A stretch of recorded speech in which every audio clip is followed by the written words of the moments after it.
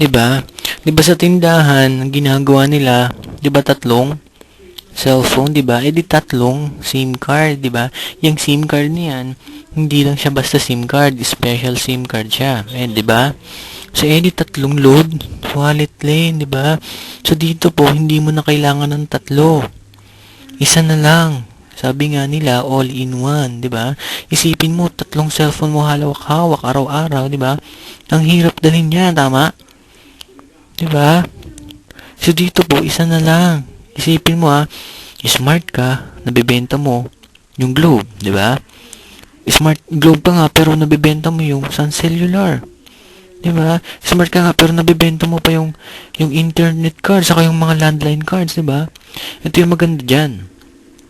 Yung cellphone mo, 'yan ang gagamitin nating device para makapag-load ka, 'di ba?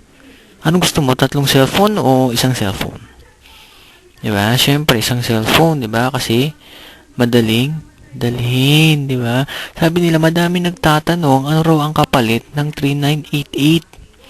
'Di ba? Tanong mo sa akin kung ano. Tanong mo. Uy. Yan, so ito lang po. Simple lang po ang kapalit niyan. May kapalit yan. Paano? Bibigyan ka po namin ng isang package. Ano ba yan? Na may libreng hawakan. 'Di ba?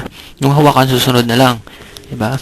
Meron kang matatanggap na isang malaking poster. Yan, 'di ba? Yan pwede pong ilagay sa harapan ng bahay mo o kaya naman kung may tindahan ka, 'di ba? O kaya naman ilagay mo sa kwarto mo, 'di ba? So para pagising mo, maalala mo, dealer pala ako, 'di ba? So baka sa iba ka pa bumili ng lodo, nakakahiya ka naman, 'di ba? Sanay ka na bumili sa sari-sari store, 'di ba? Kaya mag-load ka na lang. 'Di ba? Tapos meron niyang kasamang isang DVD presentation. Ano 'yan? So diyan mo makikita. Diyan mo pwede mo yung ipahiram sa kaibigan mo kung busy sila, 'di ba? Hindi mo sa kanila ma-share dahil busy sila sa trabaho nila. Ipapanood mo sa kanila yung DVD presentation and then diyan nila makikita kung paano i-present yung business, kung paano ang kitaan. Katulad ng ginagawa ko nito sa inyo. Tapos, meron ka matatanggap na isang eco bag. Tapos, bibigyan ka na namin ng 20 retailer's guide. Tapos, 3 dealer's guide. Diyan sa retailer's guide, saka sa dealer's guide, diyan mo makikita kung paano ka mag-check balance, kung paano ka mag-load, kung paano ka mag-register. Ibig sabihin, lahat ng paano nasa dealer's guide. Yan. Tapos, meron ka ng Uniload dealer ID. Yan na po yung gagamitin mong opisyal para ikaw ay makabenta, para makapag-load ka. Diba? Tapos, bibigyan ka na namin ng unlimited retailers accounts. Yan ang maganda dyan. Diba? Yung retailer accounts na po yan, ang halaga po niyan is 250 pesos, 'di ba? So for example, nakabenta ka ng 20, 'di ba? I-times mo sa 250, meron kang 5,000. Tanong ko sa iyo, boy, na ba yung puhunan? 'Di ba? 'Di ba unlimited retailer account siya, 'di ba? Magbenta ka na magbenta, 'di ba? Yan po 'yun. Yan po ang mga laman ng package natin. Ang maganda niyan, member ka na. 'Di ba? Tanong ko sa iyo, makakabenta ka kaya ng retailer access registration? 'Di ba? Tanong ko sa iyo, kung may kaibigan kang 20, 'di ba? Para di ka malito, tingnan mo yung laman ng phone book mo, 'di ba? O kaya yung mga friends mo sa Facebook, 'di ba? Tingnan mo kung ilang friends mo. Tingnan mo sa kanila kung sino pwedeng bumili ng halagang 250. Pwede na sila mag-load ng lahat, 'di ba? Kapag nabenta mo yung 20, automatic may kita kang 5,000. Ang maganda, bawi ka na agad, di ba? Ang maganda niyan, unlimited retailer, di ba? So, ito maganda dyan. Meron po tayong 5 paraan para kumita dito sa Uniload, di ba? Kanina po, napag-usapan na natin kung magkano yung investment. And then, ngayon naman, kanina din po, napag-usapan natin kung ano yung laman, di ba? Ngayon po pag-usapan na natin yung kitaan kung paano ka kikita dito sa Uniload. Ang maganda niyan, 5 paraan, 'di ba? So ito na po yung pag-uusapan natin, yung 900,000 naman, pwede na? Pwede na ba kayo malaman? Ito na po. So ayan. So gamit ang iyong cellphone mo, lahat mo pwedeng i-load, tama? Pwede kang mag-buy and sell ng products. Ibig sabihin pala, ikaw na isang dealer, pwede kang magbenta ng load. Diba? Pwede kang magbenta ng smart, globes, and cellular, talk and text, lahat ng alam mong klaseng load. Diba? Sa tuwing nagbebenta ka na, meron kang kinikitang 25%, diba? Sa lahat ng mabibenta mo na load, diba? So, for example, 500 pesos na benta mo sa kaibigan mo, magkano yung 25%? Diba? So, ang 25% po ng 500 is 125 pesos. Diba? Grabe. Diba? Ibig sabihin, kung 125 pesos ka na pala araw-araw, ang gawin mo, i-times mo na lang siya sa 30 days para sa isang buwan mo. Diba?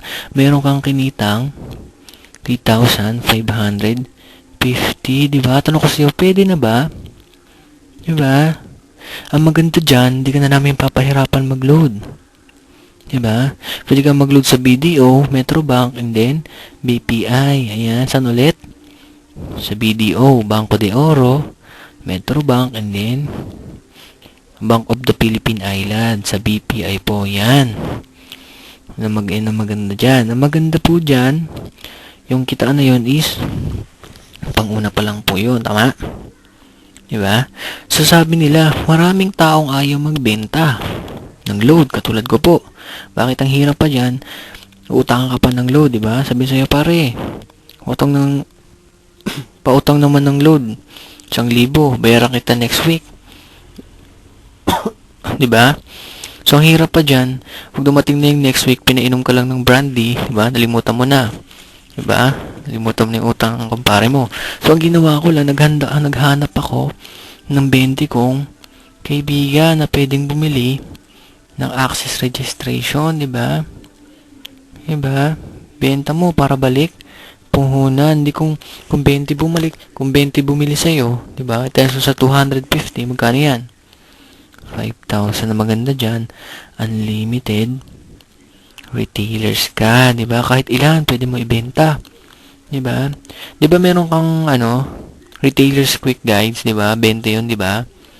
'Di ba? Ibenta mo rin, 'di ba? Tanong ko sa iyo, balik po na ba? 'Di ba? Ito malupit, ma'am. 'Di ba binenta mo na sila ng 20 retailer card? Retailer registration, 'di ba? 'Di ba? Sa ito malupit, ma'am, na maganda diyan. For example, ikaw, nagbenta ka sa kaibigan mo ng 20, retailer. Sa tuwing yung retailer mo ay nagbebenta na sila ng load, meron kang kinikitang 5%, diba? So, ibig sabihin, may binatawag tayong retailers override. Kahit ikaw na isang dealer, kahit hindi ka na nagbebenta ng load, meron ka pa rin kikitain na 5%, diba? Grabe ba? Ito, for example, sa isang retailer. For example, yung retailer mo, nakakapagbenta siya ng 30,000 per isang month, 'di ba? So, ang gawin mo, yung 30,000, kunin mo yung 5%. Yun po yung kita mo. Tanong ko sa'yo, pwede na? 'Di ba? 'Di ba nabalik na namin yung puhunan mo? 'Di ba? Maganda niyan, buwan-buwan tumutubo ka pa, 'di ba? Maganda diyan, bayad na yung utang mo, yung kuryente mo, 'di ba? Yung tubig mo. Pero tanong ko sa'yo, kumikita ka ba? 'Di ba? Tanong, may ginagawa ka ba? Yun ang maganda, yun ang malupit. 'Di ba? Wala kang ginagawa pero kumikita ka, 'di ba? Grabe ba? 'Di ba? So ito pong negosyong ito, pang mga tamad po ito. Bawal po dito ang masisipag, 'di ba? O for example, yung tropa mong taga Maynila, naging retailer mo, nakwentuhan mo lang. Sa tuwing nagbibenta na siya ng load, meron kang kinikitang 5%, ng 5% sa'yo. Pero tanong ko sa'yo, kaya mo bang pigilan yung tao? Di ba hindi? Diba kasi nagninegosyo yan, gusto niyang kumita, di ba? O sample naman, yung taga Rizal mo na naman, na kaibigan. Tuwing nagbebenta na siya, meron kang 5%, di ba? Nang wala kang ginagawa, di ba? Sabi ko nga, hindi mo sila kayang pigilan kasi nagninegosyo yan. Dito po sa Uniload, hindi mo mapipigilan ng kitaan. Dito, ginigising ka ng pera, di ba? Di ba ang mga Pinoy pag ginigising ayaw, di ba? Galit, di ba? Dito po pagising mo pa lang, pagdilat mo pa lang ng mata mo, meron ka ng pera, di ba? Yun ang maganda.